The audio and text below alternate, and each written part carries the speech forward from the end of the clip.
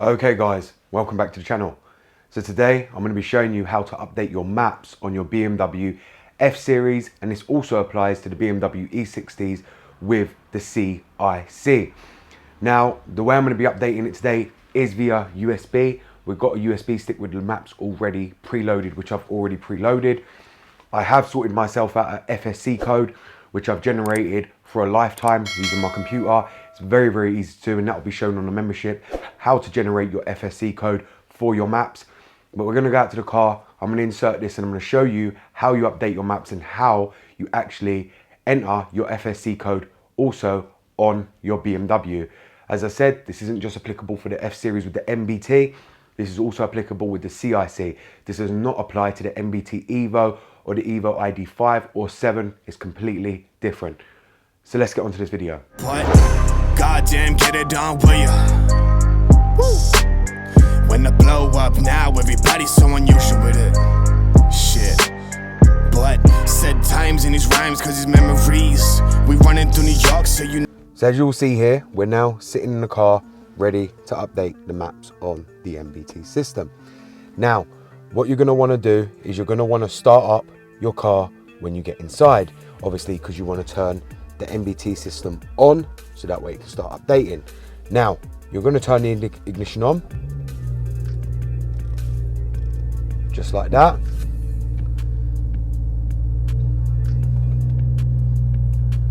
Now, a lot of people will believe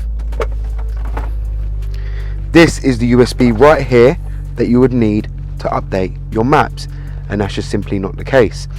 This USB is an interface that connects to the NBT to play your music and to obviously charge your phone and whatever else through Bluetooth or USB audio. That is not the USB you use to update your maps. Now, what you're going to want to do on this, you're going to want to go to navigation. If you go into your glove box, which will be right here, you should see right at the back here there's a USB.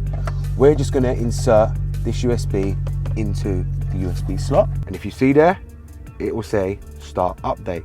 So we're going to click start update, and I'm also going to need to enter my FSC code.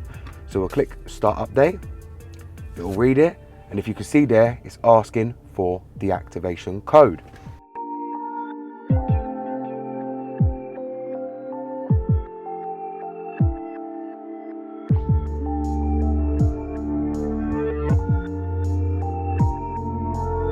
And if you'll see there, that's the FSC code entered.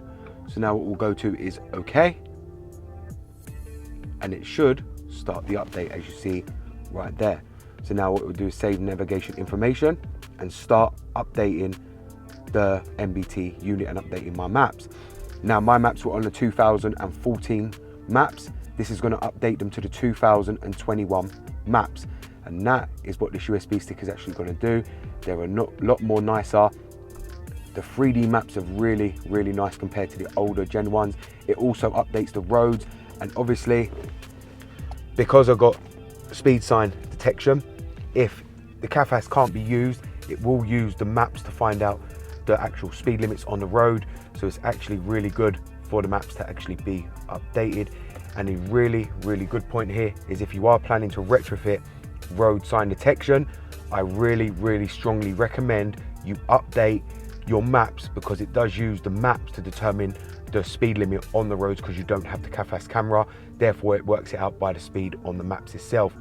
So that is the easiest way to update your maps, and you see it's actually moving. It can take a while, so I'm going to leave the car running while we actually do this. They do tell you to go for a drive around while you do it, but I'm not gonna. If you do need an FSC code generated, it is something I can actually do for you. I have the tools to actually do that for maps. And if you need the map link downloads, they will be on the membership for you guys to go and download. I do have the Next Motion Premium maps available for all the NBT and NBT Evos. And if you need an FSC code or something I can actually generate for you, all I'm going to need is your VIN, make and model, and what head unit you've actually got in your car. But we're going to let this update, and then I'll come back after it updates and I'll show you how it all looks.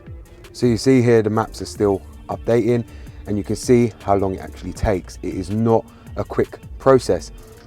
And I just want to say, anyone who's planning to do this, do not be an imbecile and think you can do this with your ignition just on. If your battery dies, it will crash all the data, you will not be able to restore it, and it will also crash your whole NBT system.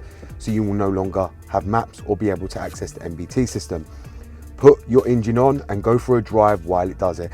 It can take a while, so therefore I do recommend to do this when you're going like for a long drive, like a half hour, 40-minute drive, to update the maps. Do not do this with the ignition only on, because your battery could easily die and that will be it. Many people think they can do it, and they'll probably ask on this video if they can do it. The answer is no. Make sure you use a battery charger to keep your car's battery up to the power that it's going to need to update your maps, or get a voltage stabilizer, or take the car for a drive. Do not even attempt to do this with the ignition only on. You can see here it is taking a while to do, and we're only on 15%. This can take quite a while to actually update. It is a big files, and this is covering the whole of Europe, and in the US if you update it, it's going to be the same. It's going to be even bigger, therefore it can take a while depending on your region, so just bear that in mind. Okay guys, so I've now been sitting in the car for just over half hour and we're only at 52.5%.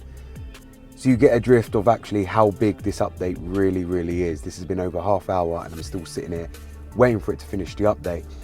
This is why it is best for you to actually go out and drive around and do this update, or put a charger on and just leave the car to do its thing. Just make sure the ignition don't turn off, as on F series, when you open the door, the ignition will shut off completely. Do not remove the key from the car either, because it will not detect the key and shut off everything. If you are doing this on an E60, however, it's best to just leave the key in the ignition and just put a voltage stabilizer to it and just leave it to do its thing, or again, go and drive around. Okay guys, as you'll see here, we're now at 100%. So we're just waiting for it to finish this update, and then what it should do is come back onto the navigation screen and we'll take out the USB in the glove box. So it is just finishing up, and if you'll see there, it's now done. So it says navigation data successfully updated, restart the system. So we're just going to click OK. Now it's just restarting. All the speakers have gone off. We'll just wait for it to turn back on. And if you see there, just rebooting.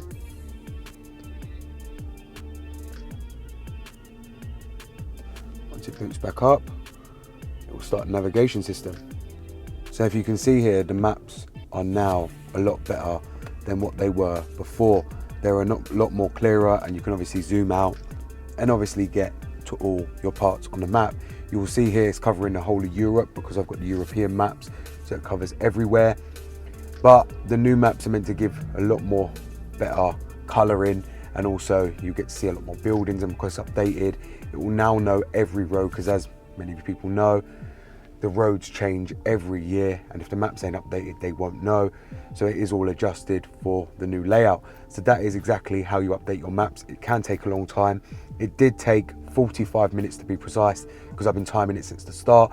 So that is how long it will actually take to update the maps on your BMW F20.